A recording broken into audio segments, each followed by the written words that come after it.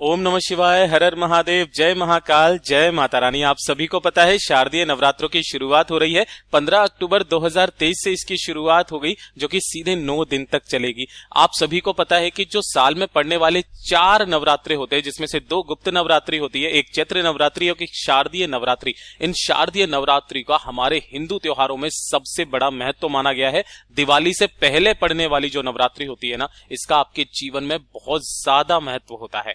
आप सभी को पता है कि इस वाली नवरात्रे पर आपको कलश की स्थापना करनी होती है, जुआरे भी बोनी होती है। तो काफी सारे लोग ऐसे हैं जिन्हें ये पूरी विधि नहीं पता है कि भैया हमें कलश स्थापना कैसे करनी है, जुआरे किस तरीके से बोते हैं, किस समय पर बोएं, क्या है शुभ समय, और हमें शारदीय नवरात्रों में कौन सा ऐसा अद्भुत उपाय करना चाहिए जिससे हमारी सारी मनोकामनाएं पूरी हो। तो आज के इस पूरे वीडियो में संपूर्ण जानकारी बताऊंगा, तो वीडियो को पूरा अंत तक जरूर देखिएगा।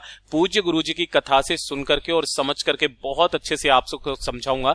परंतु उससे पहले आप सबसे एक छोटी सी गुजारिश करूंगा कि जो लोग पहली बार आए हैं, चैनल को जरूर सब्सक्राइब कीजिएगा और वीडियो को लाइक करके महादेव का कोई सा भी प्यारा नाम कमेंट बॉक्स में लिखना मत भूलिएगा। साथ ही साथ जय माता रानी जरूर लिखिएगा, ठीक है ना। सबसे पहले बात कर लेते हैं कि ये जो शारदीय नवरात्रे होते हैं, ये दिवाली से पहले पड़ने वाले नवरात्रे होते हैं, जिनका हमारे हिंदू त्योहारों में बहुत ही ज्यादा महत्व है। ये देखिए, आपको इस तरीके से ज्वारों को बोना होता है, इस तरीके से पूरी चौकी सजती है, कलश की स्थापना करनी होती है, जो कि हमारे घर से जितनी भी नकारात्मक ऊर्जाएं होती है उनको दूर करती है, साथ ही साथ आपकी सारी मनोकामनाओं की भी पूर्ति जरूर करती है। सबसे पहले बात कर लेते हैं कि जो आप कलश की स्थापना करेंगे वो आपको किस समय पर करनी है, कौन सा शुभ समय है।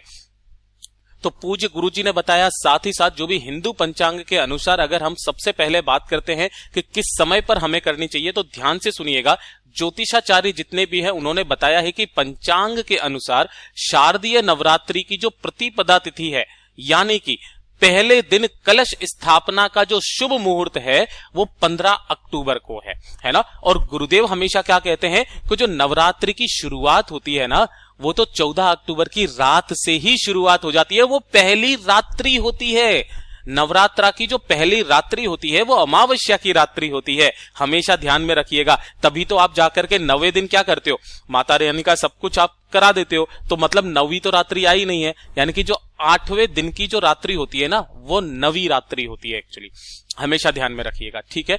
आपको जो कलश की स्थापना करनी है वो 15 अक्टूबर को दिन में, है ना, सुबह के समय 11:44 से लेकर के 12:30 तक, यानी कि ये जो आपको 46 मिनट मिले हैं, इन 46 मिनट में ही आपको क्या करना है, कलश की स्थापना करनी है, ठीक है। तो ये तो हो गया शुभ समय और शुभ दिन।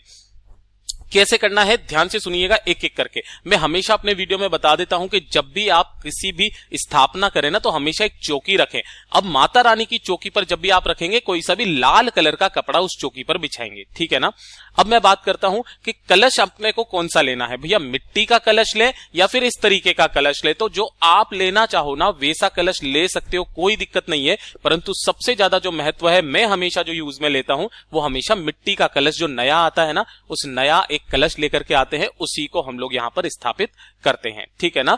तो आपको क्या करना है, एक मिट्टी का कलश ले लेना है, कंफ्यूज होना ही नहीं है बिल्कुल भी, ठीक है। और जो भी चीजें चाहिए वो मैं साथ के साथ ही बताता भी चला जाऊंगा, तो आप कॉपी पेन से लिखते रहिएगा, ठीक।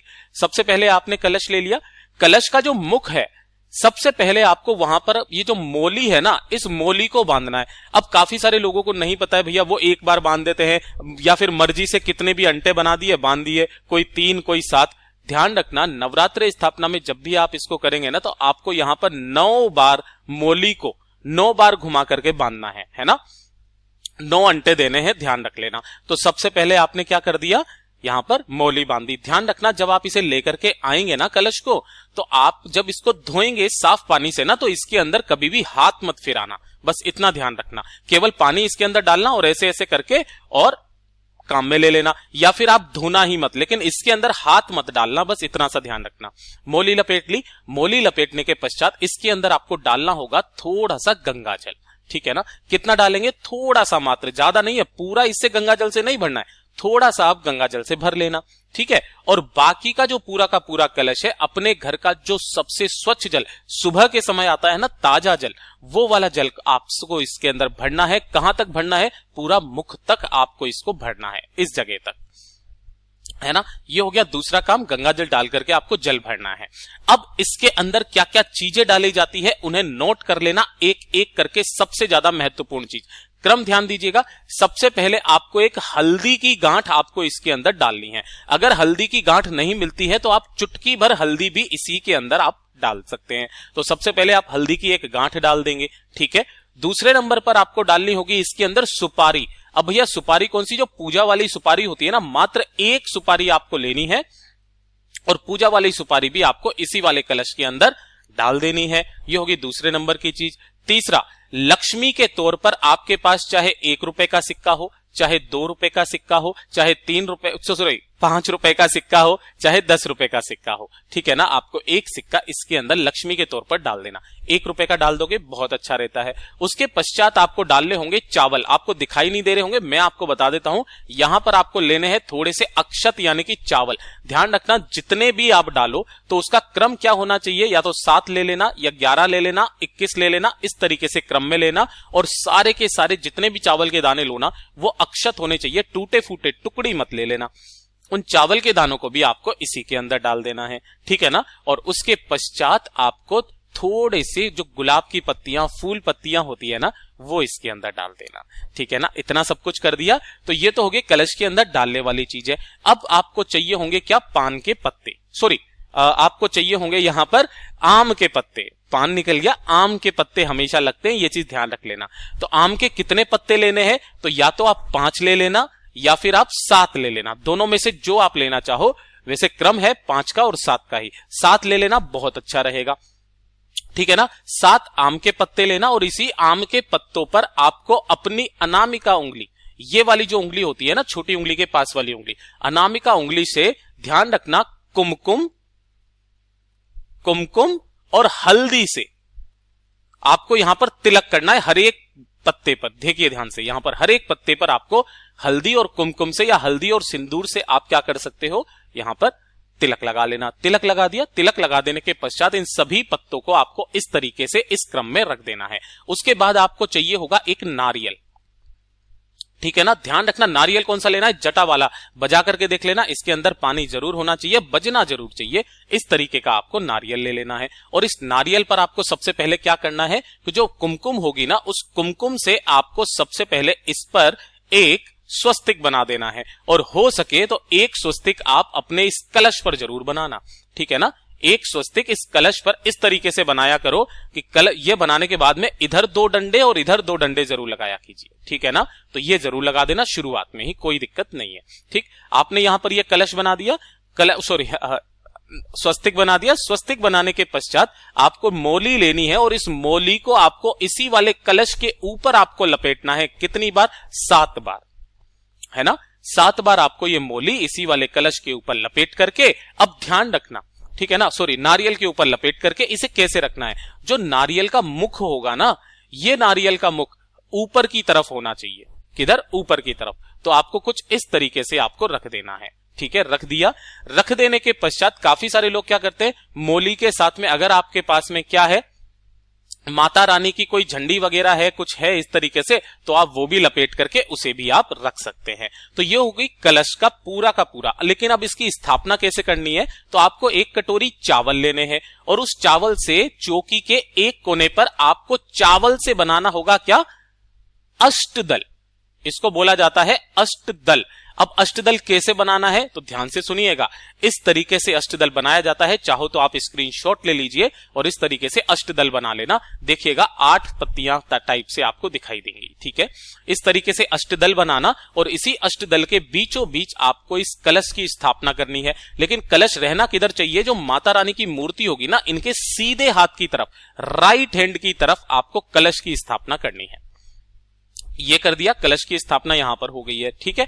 तो ये हो गई आपकी पूरी की पूरी कलश की स्थापना। अब काफी लोग क्या करते हैं ना कि इसका जो ढक्कन आता है ना, कलश का ढक्कन, उस कलश के ढक्कन को भी आप इस तरीके से रख के, जैसे नारियल आपने हटाया, कलश के ढक्कन से आपको इस पान के पत्तों को, सॉरी आम के पत्तों को आपको इस तरीके से जमा लेना है। और ये जो मुख है इसके ऊपर का, इसके अंदर पूरे के पूरे में है ना आपको चावल भर देने हैं। और इन्हीं चावलों के ऊपर आपको क्या करना है, उस कलश, वो नारियल को रख देना है। नारियल का जो मुख होगा ना इस बार, तो जिधर की तरफ आप बैठोगे ना उस तरफ में रहना चाहिए, यानी कि जैसे अभी आप देख रहे हो ना, बिल्कुल ऐसा का ऐसा ही मुंह रहना चाहिए इसका, ठीक है ना। और इस तरीके से आप क्या कर सकते हैं, कलश की स्थापना वापस अष्टदल पर रख सकते हैं।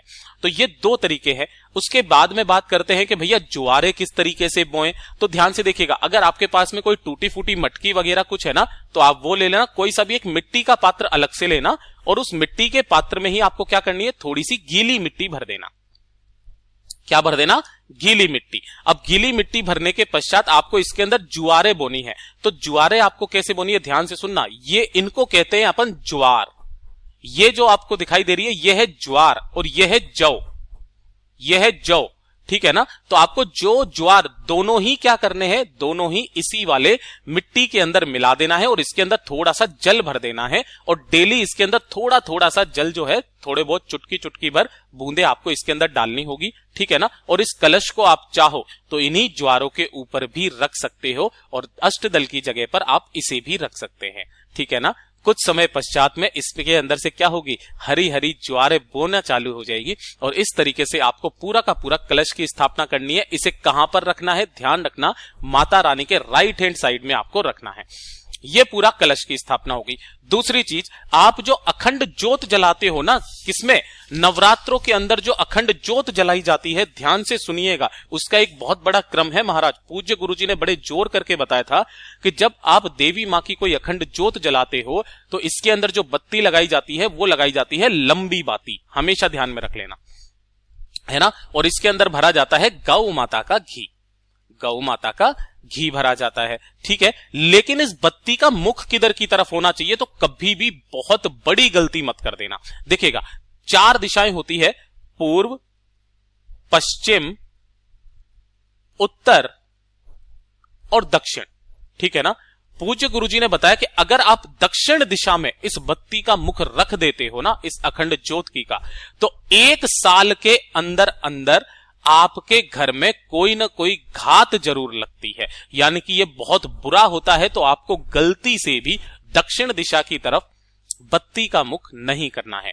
अगर आप पूरब दिशा की तरफ मुंह करते हो इसी वाली बत्ती का, आपके घर में संपदा बढ़ती है ना, आपके घर में संपदा बढ़ती है। पश्चिम दिशा में करते हो तो आपके घर में वैभव बढ़ता है, यश बढ़ता है, कीर्ति प्राप्त होती है। उत्तर दिशा में करते हो तो ये उत्तर दिशा में आपकी आयु में वृद्धि करती है ना। आयु में क्या करती है, वृद्धि करती है, अकाल मौत से बचाती है, अकाल मृत्यु का डर नहीं रहता है। ये चीज ध्यान में रखिएगा। तो आपको इसी क्रम में क्या करना है, अपने अखंड दीप को लगा देना है, ठीक है। अब बात कर लेते हैं उपाय की। तो माता रानी के जितने भी 9 दिन होते हैं ना, मैं कल के दिन एक बहुत ही अद्भुत सा उपाय डालने वाला हूं, जो कि आपको पूरे 9 दिन करना है, और 9 दिन के पश्चात जो आप मांगोगे ना, वो आपको ना मिले तो इसी वीडियो में आकर के आप कह देना, कमेंट बॉक्स में मैं आपका वेट करूंगा, आपकी कामना पूरी हुई या नहीं हुई, ठीक है। तो पूज्य गुरुजी ने जैसा अपनी कथा में बताया, वैसा आसान भाषा में आपको बताने का संपूर्ण प्रयास किया। कलश स्थापना, साथ ही साथ ज्वारे कैसे बोई जाती है, दीपक का मुख किधर की तरफ रखना है, गलती से भी दक्षिण दिशा की तरफ मत रखना। वीडियो अगर पसंद आया हो तो लाइक जरूर करना, साथ ही साथ चैनल को सब्सक्राइब जरूर कीजिएगा। मैं आपसे मिलता हूं अगले वीडियो में, तब तक के लिए ओम नमः शिवाय, जय महाकाल, जय शिव शंकर, जय माता रानी।